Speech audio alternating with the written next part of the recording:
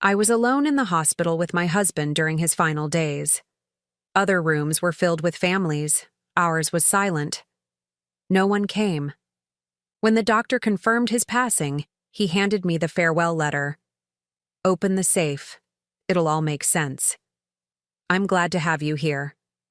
Follow my story until the end and comment the city you're watching from so I can see how far my story has reached. The beeping of the heart monitor had become my heartbeat.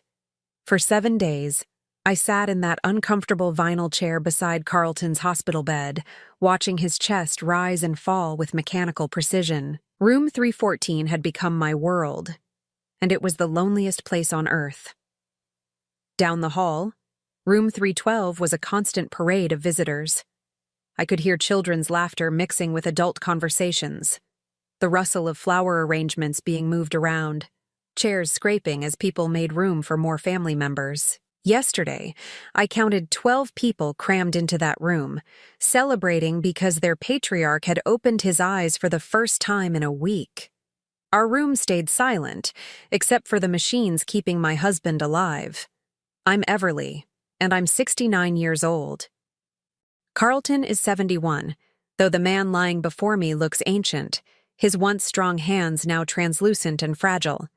We've been married for 47 years, and in all that time, I never imagined I'd face his final days alone. Mrs. Patterson? Dr. Ross appeared in the doorway, his expression gentle but serious. He was younger than my son Mark, probably in his early 40s, with kind eyes that had delivered too much bad news. How are you holding up? I attempted a smile that felt more like a grimace. I'm fine, doctor. Has there been any change? He stepped into the room, closing the door behind him. I'm afraid not. His vitals are stable, but he paused, choosing his words carefully. Have you been able to reach your family? The question hit me like a physical blow, even though I'd been expecting it. Dr. Ross had asked the same thing 3 days ago, and the day before that. Each time I gave him the same lie. They're coming, I whispered, my voice barely audible. They live far away. Dr. Ross nodded, but I could see the concern in his eyes.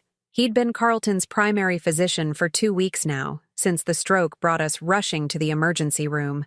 He'd seen the empty visitor log outside our door. He'd noticed that no flowers arrived, no get-well cards accumulated on the windowsill. Mrs. Patterson, he said gently, is there anyone I can call for you? A friend, perhaps? You shouldn't be going through this alone. The kindness in his voice almost broke me. Almost. But I'd learned over the years how to swallow my pain, how to keep my dignity intact even when everything around me was crumbling. Thank you, Dr. Ross. But I'm managing just fine. He lingered for another moment, clearly wanting to say more, then gave me a small nod. I'll be back to check on him in a few hours. Please, call the nurses if you need anything at all. After he left, I sank back into that awful chair and stared at Carlton's peaceful face. Even unconscious, even dying, he looked like he was waiting for something. Or someone. The truth was, I had tried to reach our children. Mark lived in Seattle with his wife Jennifer and their 2 teenage kids. He was some kind of executive at a tech company, the kind of success Carlton and I had always dreamed our son would achieve. Sandra lived in Phoenix with her husband Derek and their 3 children. She managed a high-end boutique and lived in one of those fancy gated communities. I'd called Mark first, the morning after Carlton's stroke. Hello? His voice had been rushed, impatient. Mark, it's Mom. Your father's in the hospital. He's had a stroke. A long pause. How bad is it? Bad. The doctors aren't sure if he'll wake up, I think. I think you should come. Another pause. Longer this time. Mom? I'm in the middle of a huge project at work. Can you keep me updated? If things get really serious, call me back. If things get really serious. As if his father fighting for his life wasn't serious enough. Sandra's response had been even worse. Mom, I can't just drop everything. Do you know how much a last-minute flight costs? Besides, Dad's tough. He'll pull through this. That was 5 days ago. Neither of them had called back to check. I looked around our sterile room, taking in the blank walls, the single window that faced the parking lot, the empty chair that should have held one of our children. In room 312, someone was singing Happy Birthday off-key, and everyone was laughing. How had we gotten here? How had Carlton and I, who had devoted our entire lives to raising Mark and Sandra, ended up so completely alone. I reached over and took Carlton's hand, careful not to disturb the IV line. His skin was cold, but I could still feel the calluses from 40 years of construction work. These hands had built our first house, had taught Mark how to throw a baseball, had braided Sandra's hair when she was little. "I'm here, sweetheart," I whispered. "I'm right here." The machines continued their rhythmic beeping, the only witnesses to our vigil. Outside our door, life went on. Families reunited, people celebrated small victories, children brought handmade cards to their grandparents. But in room 314, there was only me, Carlton, and the growing certainty that we would face whatever came next, exactly as we were facing it now, together but utterly alone. As evening approached and visiting hours ended, I prepared for another night in that chair. The nurses had offered me a cot, but I couldn't bring myself to sleep. What if Carlton woke up? What if he needed me? What if these were our last hours together, and I missed them because I was sleeping?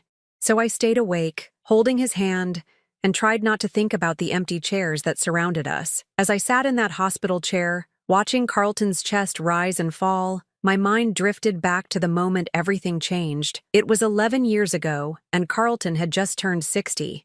He'd been working construction for Brennan and Associates for 23 years, starting as a laborer and working his way up to site supervisor. He was proud of that job, proud of the houses and buildings that stood as testament to his hard work. Then the economy crashed, and everything fell apart. I remember the morning he came home early, his face gray with shock.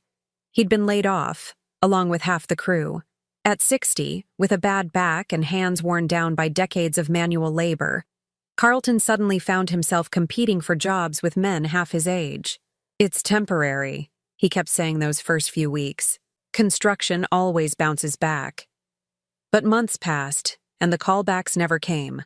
Carlton's confidence began to crumble like mortar in the rain. He'd leave the house every morning in his good clothes, armed with resumes and determination, only to return each evening a little more defeated. That's when Mark started pulling away. My son had always been ambitious, driven to succeed in ways Carlton and I never were. He'd earned his business degree, landed that good job in Seattle, married Jennifer, who came from money. When Carlton lost his job, I think Mark saw it as a personal embarrassment. I'll never forget the Thanksgiving dinner that year. Mark and Jennifer had driven down with the kids, and Carlton was so excited to see them. He'd been unemployed for 8 months by then, but he was still hopeful, still trying to project strength. "So, Dad," Mark said over dinner, his tone casual but cutting. "Any luck with the job search?" Carlton straightened in his chair. "I've got a few leads. Interview next week with a landscaping company." "Landscaping?" Mark's voice carried just enough disdain to make everyone uncomfortable. "Isn't that a step backward?" "Work is work, son," Carlton replied quietly. Mark shook his head. "I don't understand how you let this happen. Didn't you see the signs? Didn't you plan for this?" The table went silent. Even the kids stopped eating. Carlton's face went red, but not with anger, with shame. "Mark," I started to say, but Carlton put his hand on my arm. "Your father worked hard for 23 years, I said anyway. "He didn't choose to get laid off." Mark's wife Jennifer, who usually stayed quiet during family discussions, chose that moment to speak up. "Maybe this is an opportunity for a fresh start. There are lots of options for people Carlton's age. Walmart always needs greeters." The words hung in the air like poison. Carlton excused himself from the table, and I found him later in the garage, sitting on his workbench with his head in his hands. After that Thanksgiving, Mark's visits became less frequent. His phone calls grew shorter and more superficial. When Carlton finally found work 6 months later, doing maintenance for the school district, Mark barely acknowledged it. The new job paid half of what he'd made in construction, but Carlton was grateful to be working again. Sandra's reaction was different, but equally painful. Where Mark pulled away out of embarrassment, Sandra pulled away out of disappointment. She'd grown accustomed to a certain lifestyle after marrying Derek, who worked in real estate and did well for himself. She lived in a beautiful house with a pool, drove a luxury SUV, sent her kids to private schools. Somewhere along the way, she'd started to expect that level of comfort from everyone around her. "Mom, why don't you and Dad move to a smaller place?" she'd suggested during one of her increasingly rare visits. That house is too big for just the two of you now, and clearly Dad's not making the same money he used to. The house she was talking about was the one Carlton had built with his own hands when Mark was 5 and Sandra was 3. Every board, every nail, every inch of drywall represented his love for our family. The idea of leaving it was devastating to him. "We're managing just fine," I'd told her. Sandra had looked around our modest living room with barely concealed disdain. "Are you, though? When's the last time you had the carpets cleaned or updated the kitchen? Mom, you're living like poor people." Poor people. As if falling on hard times made us somehow lesser than we'd been before. The real breaking point came 2 years later, when Sandra called asking for money. Her third child had just been born, and Derek's business was going through a rough patch. They needed $5,000 to cover some medical bills and catch up on the mortgage. Carlton didn't hesitate. He cashed in part of his small retirement fund and sent her the money. Even though it meant we'd be eating beans and rice for months, Sandra never paid it back. Worse, she never even acknowledged the sacrifice he'd made for her. When Derek's business recovered 6 months later and they took a vacation to Hawaii, posting pictures all over Facebook, Carlton didn't say a word, but I saw the hurt in his eyes. After that, the distance between us and our children became a chasm. Mark's visits dwindled to once a year at Christmas, and even then he seemed anxious to leave. Sandra would call occasionally, usually when she needed something, but her visits stopped altogether. Carlton began to blame himself. "I failed them," he'd say during his darker moments. "I was supposed to provide for my family, and I couldn't even keep a job." "You didn't fail anyone," I'd tell him. "You gave them everything you had." But deep down, I wondered if he was right. Had we somehow raised children who valued success over loyalty? Who saw their father's worth only in terms of his paycheck? Sitting in that hospital room now, I realized that Carlton had spent the last 11 years of his life trying to win back their respect. He'd worked overtime at the school district, taken on weekend jobs, all to prove he wasn't the failure they seemed to think he was. And in the end, none of it mattered. When he needed them most, when he was fighting for his life in a sterile hospital room, they were too busy, too distant, too embarrassed to be there. The irony wasn't lost on me. Carlton had built houses that would stand for generations, had raised children who achieved the success he'd always dreamed of for them. But when his own foundation crumbled, when his own walls started to fall, there was no one left to help him rebuild, except me. There was always me. I squeezed his hand tighter, feeling the wedding ring that had never left his finger in 47 years. "I'm still here, Carlton," I whispered. "I'll always be here." But as the machines continued their lonely vigil, I couldn't shake the feeling that soon, even I wouldn't be enough. The end came on a Tuesday morning, quiet and unremarkable as dawn broke over the hospital parking lot. I'd fallen asleep holding Carlton's hand sometime around 4 in the morning, my head resting against the side rail of his bed. The change in the rhythm of the machines woke me. Dr. Ross was there within minutes, along with 2 nurses whose faces I'd grown to know over the past week. They moved with practiced efficiency, checking monitors, adjusting equipment, but I could see in their eyes what they already knew. "Mrs. Patterson," Dr. Ross said gently, his hand on my shoulder. "I'm so sorry." I nodded, unable to speak. Somehow, I'd known this moment was coming, but the finality of it still hit me like a physical blow. Carlton was gone. After 47 years of marriage, I was truly alone. The next hour passed in a blur of paperwork and quiet conversations. The nurses were kind, giving me time to say goodbye, to sit with Carlton's peaceful face one last time. He looked younger somehow, the lines of worry and pain finally smoothed away. As I gathered my few belongings from the room, Dr. Ross approached me with a manila envelope in his hands. "Your husband asked me to give this to you," he said quietly. "He gave it to me 3 days ago when he was still conscious. He made me promise to only give it to you after everything was finished." My hands trembled as I took the envelope. It was heavier than I expected, and I could feel something small and metallic inside, along with what felt like folded papers. "He was very specific about when you should receive this," Dr. Ross continued. "He seemed to think it was important that you read it alone." I thanked him and made my way to the parking lot, the envelope clutched against my chest. The morning sun felt too bright, the world too loud and alive for a day when my husband had just died. I sat in my car for a long time before I found the courage to open his final message to me. Inside was a small brass key and a letter written in Carlton's careful handwriting. My dearest Everly, if you're reading this, then I'm gone, and you're facing the hardest part alone. I'm sorry for that. I'm sorry for a lot of things, but mostly I'm sorry that our children weren't there when you needed them most. I need you to go home and go to our bedroom closet. Behind my old work boots, you'll find our safety deposit box. The key in this envelope opens it. I've left you something there, something I've been working on for years. But before you open that box, I want you to know that loving you was the greatest privilege of my life, even when everything else fell apart. Even when I felt like I'd failed everyone who mattered to me, you never stopped believing in me. You never stopped standing by my side. The password to the box is the day we met, October 15th, 1975. Do you remember? You were wearing that blue dress and you laughed at my stupid joke about the weather. I knew that day I was going to marry you, even though it took me 3 months to work up the courage to ask you out. I love you, Everly. I always have, and wherever I am now, I always will. Forever yours, Carlton. By the time I finished reading, tears were streaming down my face. I could hear his voice in every word, could picture him writing this letter in secret, knowing he might not survive to say these things to me in person. The drive home felt surreal.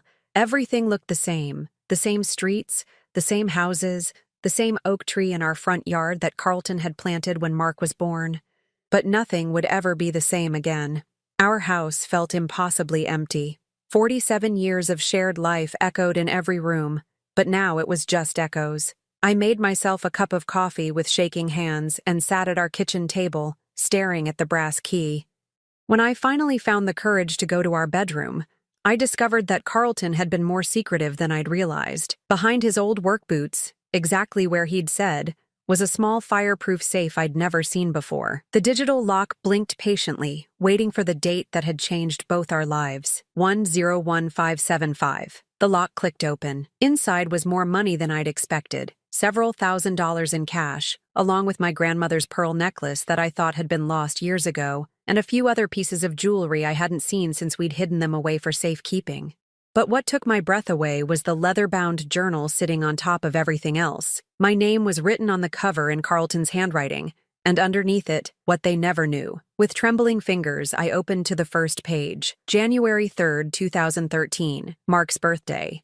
Everly made his favorite cake and we waited by the phone all day. He never called. She tried to hide how much it hurt, but I saw her crying in the kitchen later. I should have done something. I should have been stronger for her. I flipped to another page, chosen at random. June 15th, 2015. Sandra called today asking for money again. She said it was for the kids' school supplies, but I saw on Facebook that Derek bought a new boat last week. Everly doesn't know about the Facebook account I made to keep track of them. She'd be heartbroken if she knew how they really spend their money. I cashed in another CD to send Sandra what she asked for. I'll tell Everly it was a good investment that matured.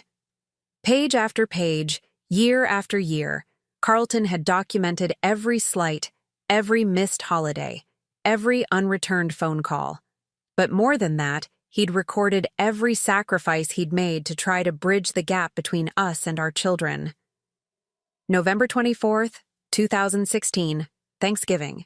Mark didn't come again, 3rd year in a row. Everly set a place for him anyway, just in case. I found her throwing away the untouched plate after dinner. I told her we had a nice quiet holiday, just the two of us, but I know she was disappointed. Called Mark to thank him for the flowers that never came. Left a voicemail saying how beautiful they were, in case Everly checked the messages. December 12th, 2017. Sandra's youngest broke his arm. Saw it on Facebook 3 days later. We weren't called. We weren't told. I sent a card with money to help with medical bills, signed it from both of us.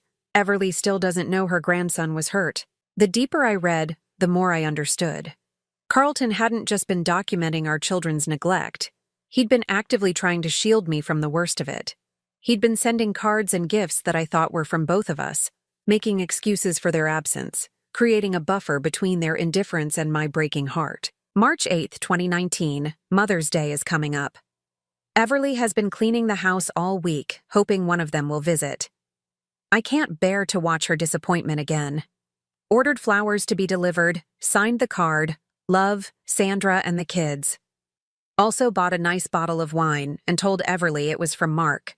Sometimes I think lying to protect her heart is the most honest thing I can do. I had to stop reading. The weight of his love, his protection, his quiet sacrifice was overwhelming. All these years, I'd thought our children had at least maintained some minimal connection to us. I'd treasured those occasional flowers, those random gifts, those unexpected moments of thoughtfulness. They'd all been from Carlton. He'd spent years of his life and thousands of dollars we couldn't afford, creating the illusion that our children still cared. He'd protected me from the full truth of their abandonment, shouldering that pain alone so I wouldn't have to bear it. I closed the journal and sat on our bed, surrounded by the evidence of a love so deep and selfless that it took my breath away. Carlton hadn't just been my husband. He'd been my guardian, my protector, my buffer against a cruelty he'd never wanted me to fully understand. And he'd done it all in silence, carrying the weight of our children's indifference so I could still believe, somewhere in my heart, that they hadn't completely forgotten us. The house around me felt different now, charged with the presence of a love story I was only beginning to understand. Carlton was gone, but he'd left me something more precious than money or jewelry. He'd left me the truth about who he really was. I spent the rest of that day reading Carlton's journal, and with each page, my heart broke a little more. But it wasn't just heartbreak I felt, it was awe. The man I'd lived with for 47 years had been carrying secrets that revealed depths of love I'd never fully comprehended. April 15th, 2018. Mark's company is in trouble. Saw it in the business section of the Seattle paper online. The article mentioned possible layoffs. I know he's too proud to ask for help, and too ashamed to admit he might need his old man. Sent an anonymous money order for $5,000 to his home address. The note said it was from a satisfied client who wanted to invest in his future. Everly thinks I used that money to fix the roof, but the roof can wait another year. I stared at that entry for a long time. I remembered that spring. Remembered Carlton insisting we delay fixing the obvious leak in our bedroom ceiling. He'd said money was tight after some unexpected expenses. I'd assumed he meant the new water heater that had broken down in March. The water heater he'd probably fixed himself to save money for our ungrateful son. I flipped through more pages, each one revealing another secret sacrifice. September 3rd, 2018. Sandra's oldest starts high school at that fancy private academy. Tuition is $15,000 a year. Derek's business is struggling again. Saw the stress in Sandra's Facebook posts, even though she tries to hide it behind pictures of coffee and inspirational quotes. Took out a loan against my life insurance policy. Sent the money anonymously as a scholarship from a local benefactor. Sandra posted about their good fortune, but never once wondered if maybe her parents had anything to do with it. My hands were shaking. A loan against his life insurance policy? That was money meant to take care of me after he was gone. Money he'd sacrificed to put his granddaughter through private school. A granddaughter who didn't even know our names. October 31st, 2018. Halloween. Everly bought candy hoping some of the neighborhood kids would stop by. We got 3 trick-or-treaters all night. She tried to act like it didn't matter, but she kept looking at the pictures Sandra posted of her kids in their costumes. Beautiful kids. Our grandchildren. I wonder if they even know they have grandparents who would give anything just to see them once. I remembered that Halloween.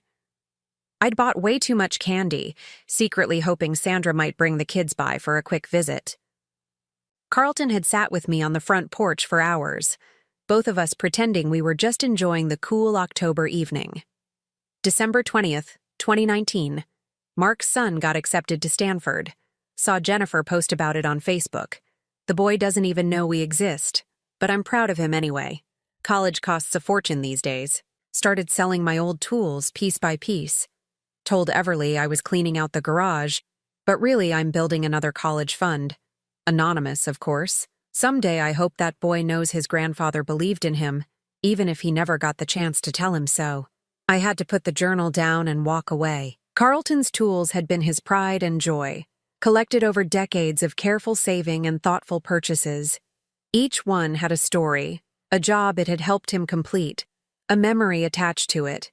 I'd noticed them disappearing from the garage over the years, but Carlton always had an explanation.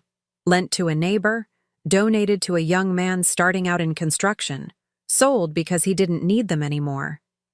He'd been liquidating his life, piece by piece, to provide for grandchildren who didn't know he existed.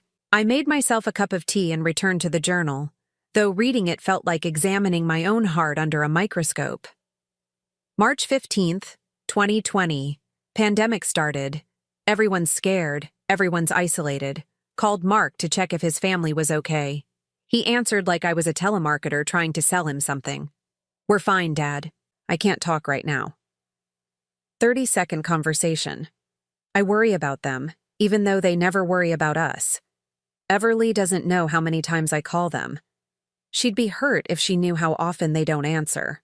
May 10th, 2020, Mother's Day. Everly tried to act like she didn't care that neither of the kids called. She spent the day gardening, humming to herself. But I know that humming, it's what she does when she's trying not to cry. I ordered her a beautiful bouquet and a card that said, "Thanks for being the best mom in the world. Love, Sandra." The look on her face when it arrived was worth every penny. July 4th, 2020, Independence Day. Everly made a big dinner, hoping one of them might stop by for a visit. Mark lives 2,000 miles away, but Sandra's only 4 hours by car. Neither came. We ate potato salad and watched fireworks on TV. I told Everly it was nice to have a quiet holiday, just us. She agreed, but I caught her staring at Sandra's Facebook posts of their backyard barbecue all afternoon. The entries continued, year after year, painting a picture of a man who loved so deeply that he protected others from his own pain. Carlton had created an elaborate fiction to shield me from the full extent of our children's indifference, and he'd paid for it with his health, his savings, and pieces of his soul. January 8th, 2021. Everly's birthday. The kids didn't call again. I bought her a necklace and said it was from Mark, and a silk scarf, and told her Sandra picked it out specially. She was so happy, kept talking about how thoughtful they were to remember her style preferences. I didn't have the heart to tell her I've been buying her gifts from them for 3 years now. August 12th, 2021. Sandra's middle child broke his leg at soccer camp. Saw it on Facebook when they posted from the emergency room. We weren't called. We weren't told.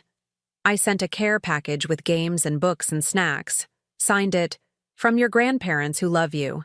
I wonder if Sandra even told him where it came from, or if she just let him think some stranger cared about his recovery. November 25th, 2021, Thanksgiving. Everly cooked for 6 people even though it's just us. She always cooks for 6 on holidays, in case they surprise us with a visit. They never do.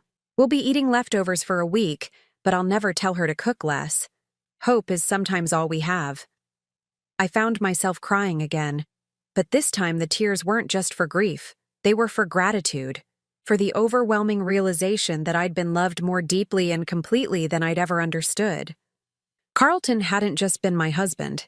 He'd been my protector, creating a buffer between me and the harsh reality of our children's abandonment. But as I continued reading, I began to see another pattern emerging. Carlton wasn't just shielding me from pain. He was systematically documenting evidence. Every anonymous gift, every secret loan, every unreturned phone call was carefully recorded with dates and details. December 25th, 2021, Christmas. We sent gifts to all the grandchildren, spent $800 we couldn't afford, but Everly was so excited to pick out presents for them. The packages were never acknowledged. No thank you calls, no pictures of the kids with their gifts. Nothing. I'm starting to think they just throw our packages away without opening them. March 18th, 2022. Mark lost his job. Saw it on LinkedIn when he updated his status to seeking new opportunities. Sent another anonymous money order, $3,000 this time. Had to borrow against the house to do it. But I couldn't let him struggle when I had the power to help. Told Everly the bank called about refinancing at better rates. She trusted me to handle the paperwork. The most recent entries were the hardest to read. October 15th, 2022, our anniversary. 46 years married to the most wonderful woman in the world. The kids didn't call to congratulate us. They never do. But Everly and I danced in the kitchen to that old song from our wedding. She's still beautiful, still the girl in the blue dress who laughed at my stupid jokes. I'm the luckiest man alive, even if our children don't understand that. December 31st, 2022, New Year's Eve. Everly fell asleep on the couch before midnight. I covered her with her favorite blanket and watched her sleep. She looks peaceful, like she did when the kids were little and our house was full of laughter. I miss those days, but I don't regret any of the sacrifices. Love isn't about keeping score. It's about giving everything you have and being grateful for the chance to give it. The last entry was dated just 2 weeks before Carlton's stroke, January 15th, 2023. Everly doesn't know about the chest pains I've been having. Don't want to worry her. Updated the safety deposit box today. Made sure everything is organized for her. If something happens to me, I hope she'll understand that every choice I made was about love. I hope she'll know that she was enough, more than enough. She was everything. I closed the journal and held it against my chest, feeling the weight of 47 years of love condensed into these pages. Carlton had given away our savings, borrowed against our home, sold his precious tools, all to help children who couldn't even be bothered to call on holidays.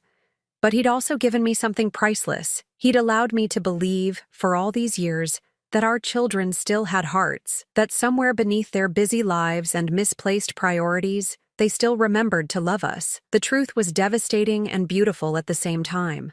Our children had abandoned us completely, but Carlton had loved me enough to carry that knowledge alone. Carlton's funeral was held on a gray Thursday morning at St. Mary's, the same church where we'd been married 47 years earlier. I'd arranged everything myself, the service, the flowers, the modest reception afterward. Father McKenna, who had known Carlton for 30 years, gave a beautiful eulogy about a man who lived his faith through quiet service and unconditional love. 19 people attended. Most were neighbors, and a few of Carlton's former co-workers from the school district. Mrs. Henderson from next door brought homemade cookies. The Kowalskis from down the street helped arrange the flowers. These were the people who had become our family when our real family disappeared. Mark and Sandra arrived 15 minutes before the service started. I saw them walk in together, both dressed in expensive black clothing that probably cost more than Carlton's burial suit. Mark looked successful and polished, his hair perfectly styled, his shoes gleaming. Sandra wore a designer dress and carried a purse that I recognized from one of her Facebook posts, a Christmas gift from Derek that cost $800. They sat in the front pew beside me, but the distance between us felt like an ocean. Neither of them had spoken to me beyond stilted condolences when they first walked in. During the service, I watched them out of the corner of my eye. Mark checked his phone twice. Sandra dabbed at her eyes with an expensive handkerchief, but I noticed the tears never actually came. They went through the motions of grief, but it felt rehearsed, performed for the benefit of the other mourners. After the burial, we returned to the church hall for the reception. Most of the guests came to share memories of Carlton, talking about his kindness, his willingness to help anyone in need, his quiet dignity. I listened to story after story about the man I'd loved, told by people who had known and appreciated him. Mark and Sandra stood apart from these conversations, speaking quietly to each other in the corner. I caught fragments of their discussion. Something about the house, about probate, about getting this settled quickly. Mrs. Henderson approached me with a plate of food I couldn't imagine eating. "Your husband was a good man, Everly," she said softly. "He helped my Tom fix our roof last spring. Wouldn't take a penny for it. Said neighbors help neighbors." I nodded, remembering Carlton coming home that day with scraped knuckles and a satisfied smile. He'd never mentioned that Tom was struggling financially after his heart attack. Never said that the roof repair was urgent because of the storm damage. He'd just helped, the way he always did. As the reception wound down and people began to leave, Mark and Sandra finally approached me. The three of us stood in the empty church hall, surrounded by folded chairs and the lingering scent of coffee and flowers. "Mom," Mark began, his voice businesslike, "we need to talk about Dad's affairs, the house, the estate, all of that." I looked at him, this stranger who shared Carlton's eyes but none of his warmth. "What about them?" Sandra stepped forward, her tone attempting sympathy but missing the mark. "We know this is a difficult time, but there are practical matters to consider. The house is too big for you now, and maintaining it will be expensive. We've been thinking, Mark continued, that it might be best to sell it. You could move into a nice senior community, somewhere with people your own age. We could help you find something appropriate. Appropriate. As if my home of 40 years was somehow unsuitable for me now that Carlton was gone. We could handle all the arrangements, Sandra added, her voice taking on the tone she probably used with difficult customers at her boutique. List the house, divide the proceeds fairly. It would be so much easier for everyone. I stared at them both. These two people I'd given birth to, raised, loved unconditionally for decades. They'd barely been in the ground with their father for 3 hours, and they were already discussing his estate like a business transaction. Have either of you asked how I'm doing? I said quietly. They looked at each other, confused by the question. I mean, emotionally, I clarified. Have you asked how I'm handling losing the love of my life? Have you wondered if I'm scared, or lonely, or heartbroken? Mark shifted uncomfortably. Of course we care about that, Mom. That's why we think you should be somewhere with more support. What kind of support? Professional support, Sandra said. People trained to help seniors cope with loss. Seniors. As if I'd suddenly become incompetent the moment Carlton died. I see, I said. And where have you been for the past 11 years? Where was your support when your father lost his job? Where were you when he had to cash in his retirement to pay for your emergencies? Where were you when he sold his tools to send money to grandchildren who don't even know his name? The silence that followed was deafening. Mark's face went pale, and Sandra's perfectly applied makeup couldn't hide the guilt that flashed across her features. What are you talking about? Mark asked, though his voice suggested he already knew. I reached into my purse and pulled out Carlton's journal. Your father kept a record, I said simply. Every anonymous gift you received, every loan you never knew about, every sacrifice he made while you pretended he didn't exist. Sandra's eyes fixed on the leather-bound book. I don't understand. The money order for $5,000 that helped save your company, Mark? That was your father. He took out a loan against our house to help you. Mark's jaw dropped. That was from a client. No, it wasn't. It was from a man who loved you enough to bankrupt himself to save your career, even though you hadn't spoken to him in months. I turned to Sandra. Your daughter's private school tuition, your son's medical bills when he broke his leg, the anonymous scholarships and unexpected windfalls you posted about on Facebook, all your father. He cashed in his life insurance policy to pay for your children's education while he couldn't afford to fix our leaking roof. Sandra's hand flew to her throat. We never asked him to. No, you never asked. You never called. You never visited. You just disappeared from our lives and left your father to watch you from a distance through social media, loving you enough to bankrupt himself for your happiness. The color drained from both their faces. Mark ran his hand through his hair, a gesture that reminded me painfully of Carlton. Mom, we didn't know, he said weakly. Of course you didn't know. Because knowing would have required you to care enough to ask. It would have meant staying in touch, being part of our lives, remembering that your parents existed. I opened the journal to a random page and began to read. Mark's birthday. Everly made his favorite cake and we waited by the phone all day.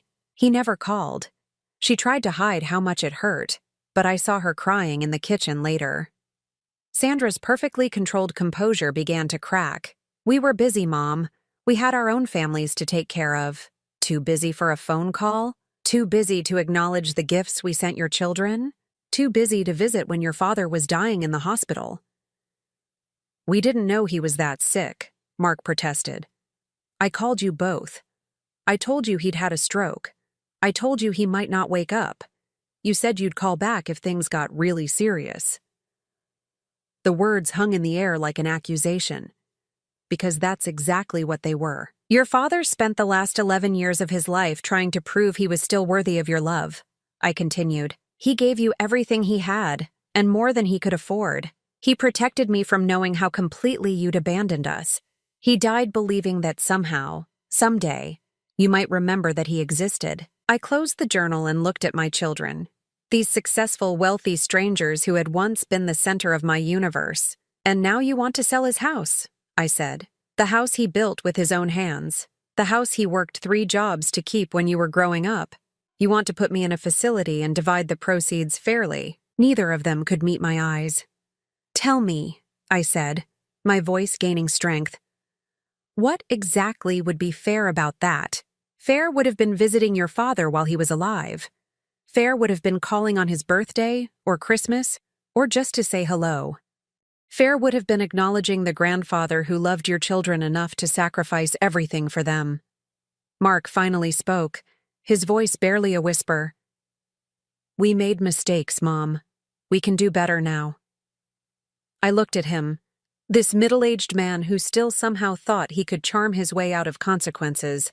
No, Mark, you can't do better now. Your father is dead. Your chance to do better died with him in a hospital room where neither of you could be bothered to show up. Sandra started to cry, real tears this time, not the performance she'd given during the funeral. I'm sorry, she whispered. I'm so sorry, Mom. I'm sure you are, I replied. But sorry doesn't give your father back the respect he deserved. Sorry doesn't return the money he spent on your ungrateful children. Sorry doesn't fill the empty chair in the hospital room where you should have been. I tucked Carlton's journal back into my purse and picked up my coat. The house isn't for sale, I said simply, and neither am I. As I walked toward the church hall exit, leaving my children standing in stunned silence, I felt something I hadn't experienced in years, the satisfaction of telling the complete truth. 6 months after Carlton's funeral, I stood in the departure lounge at LAX, boarding pass in hand, heart racing with an excitement I hadn't felt in decades. My destination, Ireland, specifically County Cork, where Carlton's great-grandfather had been born before immigrating to America in 1923. Carlton had always dreamed of making this trip. He'd researched our genealogy for years, tracing his family back to a small village called Ballyverney. He'd shown me pictures of ancient stone churches and rolling green hills, talking about how someday we'd walk the same paths his ancestors had walked. Someday never came. There was always something more urgent, a bill to pay, a roof to fix, money to send anonymously to ungrateful children. But now there was just me, and Carlton's dream, and the money he'd hidden away in that safety deposit box. After confronting Mark and Sandra at the funeral, I'd heard from them exactly twice. Once when Mark called to apologize and suggest we work together as a family to heal. I'd hung up on him mid-sentence. The second time was a letter from Sandra's lawyer, questioning the validity of Carlton's financial records and suggesting there might be legal issues with the money he'd given away. I'd forwarded that letter to my own attorney with a note. Please inform Mrs. Derek Hastings that all of her father's gifts were legal, documented, and given freely. Any attempt to recover those funds will result in full disclosure of the circumstances under which they were given. I never heard from Sandra's lawyer again. The flight to Dublin was the first time I'd left the country, the first time I'd flown anywhere in over 20 years. Carlton and I had talked about traveling when he retired, but retirement had been one of those someday dreams that never materialized. As the plane lifted off, I pressed my face to the window and watched California disappear below the clouds. We're finally doing it, Carlton, I whispered. We're going to Ireland. I'd booked a 2-week tour that would take me through Dublin, Cork, and the western counties. But first, I had a specific destination in mind. 3 days later, I stood in the village of Ballyvorney, population 847, looking at a weathered headstone in the church cemetery. The inscription was barely legible. Patrick Patterson, 1834-1889, beloved father and grandfather. Carlton's great-great-grandfather. I'd brought a small bag of dirt from our garden in California, soil from the property Carlton had worked so hard to keep. I sprinkled it on Patrick's grave and said a prayer for both of them, the ancestor who'd had the courage to start a new life in a foreign country, and the descendant who'd honored that courage by building something beautiful with his own hands. The church rector, Father O'Sullivan, was a kind man in his 70s who'd been delighted to help me trace Carlton's family connections. Over tea and biscuits in the rectory, he'd shown me parish records going back 2 centuries. Your husband's people were farmers, he told me, pointing to entries in the old ledgers. Good people, from what the records show. They stayed in the area until the famine years, when young Patrick decided to try his luck in America. Carlton would have loved to know that, I said. He always wondered about his roots. Father O'Sullivan smiled. He knew the important parts, I think. The values that matter don't change much from generation to generation. Hard work, family loyalty, faith in something bigger than yourself. Family loyalty. The phrase stuck with me as I continued my journey through Ireland.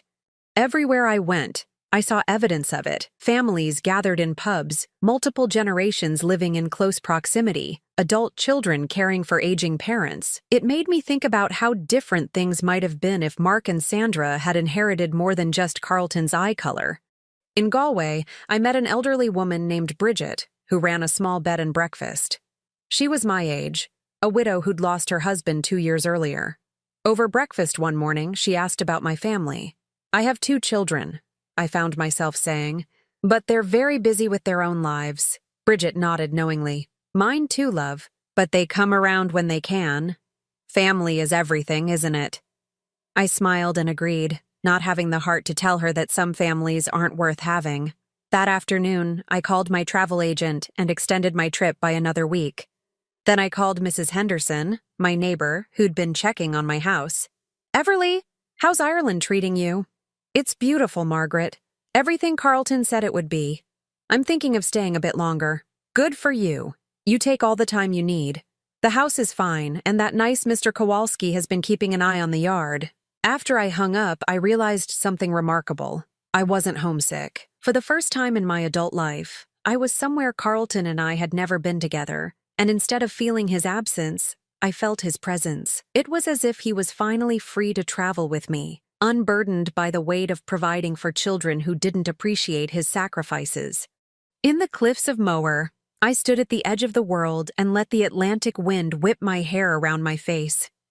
The view was breathtaking, endless ocean stretching toward America, waves crashing against rocks that had stood for millennia. I pulled out Carlton's journal and read one of my favorite entries. I hope someday Everly and I can see the world together. She's given me everything. Her love, her loyalty, her faith in me even when I didn't deserve it. I want to give her adventures, memories, something beautiful to look back on. You did give me something beautiful, I said aloud, my words carried away by the wind. You gave me 47 years of feeling completely loved. On my last day in Ireland, I visited a small gift shop in Dublin and bought 2 things, a Celtic cross necklace for myself and a small stone engraved with an Irish blessing. The stone was for Carlton's grave back home, but I also bought something else, a set of postcards featuring Irish landscapes. That evening in my hotel room, I wrote out 2 identical messages. Ireland is beautiful. Carlton would have loved it here. I'm finally living the dreams we never got to share. Mom, I addressed one to Mark in Seattle and one to Sandra in Phoenix, not because I expected responses, and certainly not because I was ready to forgive them. I sent the postcards because Carlton would have wanted them to know that I was okay, that I was more than okay. He'd spent years protecting them from the consequences of their choices. I was done protecting them from anything. The flight home was bittersweet. I'd fallen in love with Ireland, with the freedom of traveling alone, with the person I'd discovered I could be when I wasn't waiting for phone calls that never came or hoping for visits that never materialized.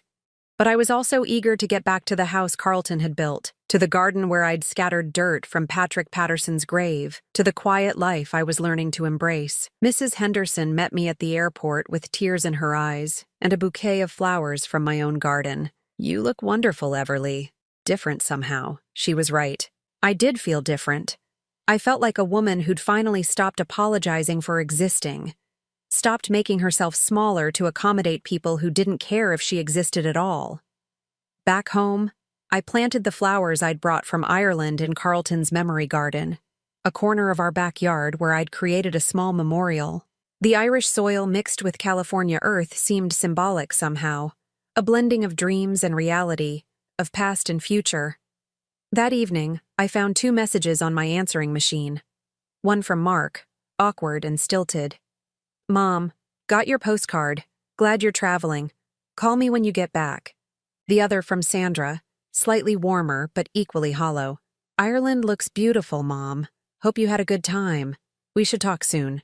I deleted both messages without writing down their numbers. 3 weeks later, I was in my garden when a car pulled into the driveway. Sandra got out looking nervous and overdressed for a casual visit. She'd driven 4 hours to see me unannounced. "Hi, Mom," she said tentatively. "I hope it's okay that I came by." I continued watering my tomatoes. "It's your choice, Sandra." She stood there for a long moment, clearly expecting a warmer welcome. When it didn't come, she tried a different approach. "The garden looks beautiful. Dad would be proud." "Your father was proud of many things," I replied. "Most of them you never bothered to notice." Sandra flinched but pressed on. "I've been thinking a lot about what you said at the funeral, about the money Dad sent us, about everything he did." I turned off the hose and gave her my full attention. "I want to pay it back," she said in a rush. "All of it. Derek and I figured out how much Dad must have given us over the years, and we want to make it right." I studied my daughter's face, looking for sincerity and finding mostly guilt. "And why would you want to do that, Sandra?" "Because it's the right thing to do. Because we should have been there for both of you. Because Dad deserved better from us." Yes, he did deserve better. But keeping his money won't give him what he deserved. He deserved your respect while he was alive. He deserved phone calls on his birthday and visits on holidays. He deserved to know his grandchildren. Sandra's eyes filled with tears. "I know that. I can't change the past, but maybe I can honor his memory now." I looked at this woman who'd once been my little girl, who'd sat on Carlton's shoulders and called him Daddy, and made him feel like the most important man in the world. Somewhere along the way, she'd forgotten who he was. Money wouldn't help her remember. "Keep the money, Sandra," I said finally. "Your father gave it freely out of love.